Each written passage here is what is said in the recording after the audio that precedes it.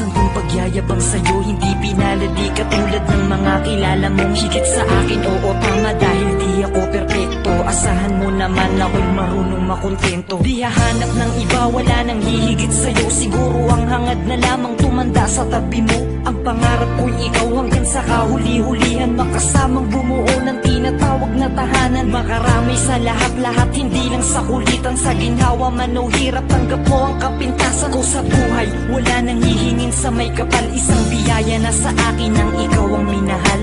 Ikaw ang minahal, ikaw ang minahal.